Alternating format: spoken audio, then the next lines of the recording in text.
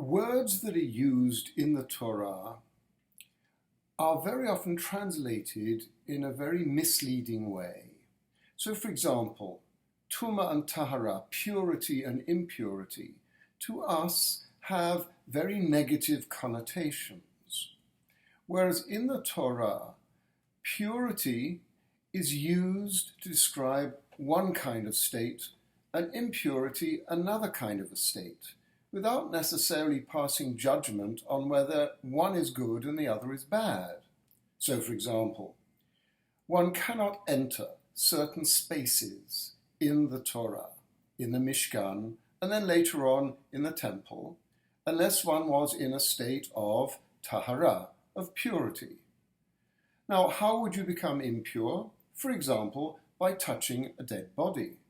But you may touch a dead body if you're performing the mitzvah of burying the dead, a very big mitzvah. Even so, doing that mitzvah means you cannot go into holy territory at that moment. For the priests, it made a lot of difference because the standards were much higher for them, but that went for ordinary Israelites.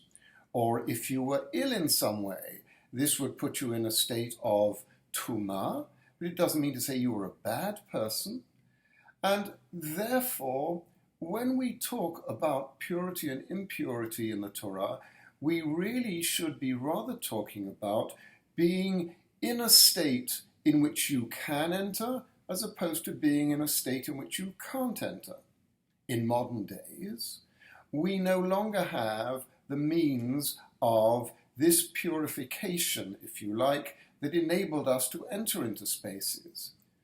And as a result, Haredi people will not go on to the Temple Mount, because to go on to the Temple Mount, you have to be in a state of this tahara, and we can't do that because the means of tahara are no longer with us.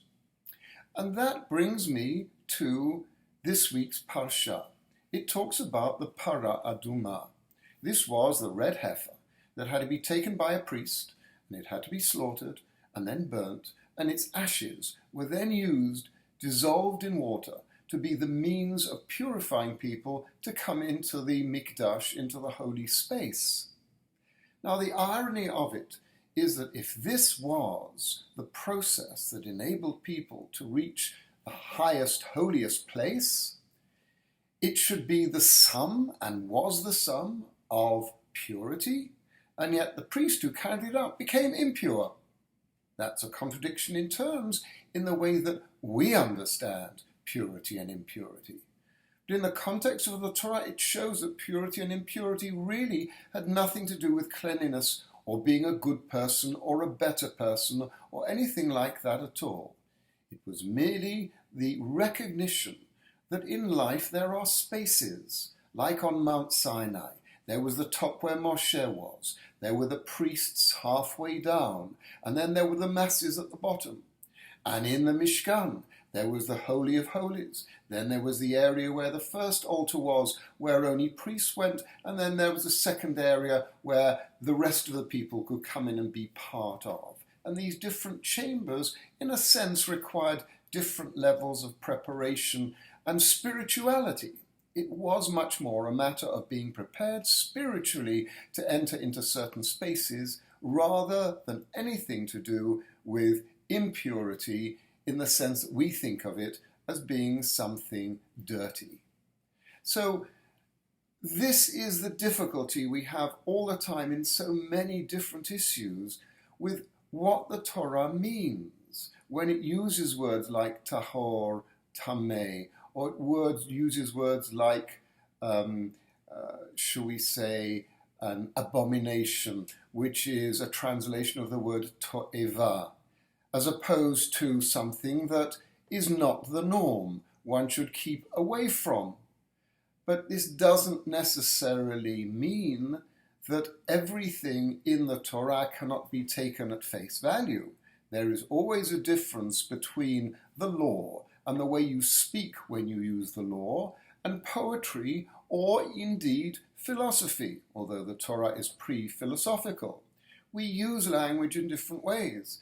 You will use language when you're speaking to a child in a way that is sweet and easy if you're telling stories at night before bed, but you will speak harshly if you're saying, keep away from the fire, or don't touch that.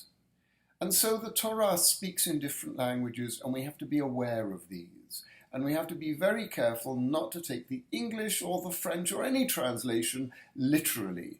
One needs the Torah Shebaal Peh, that is to say, the way of understanding what is behind the words.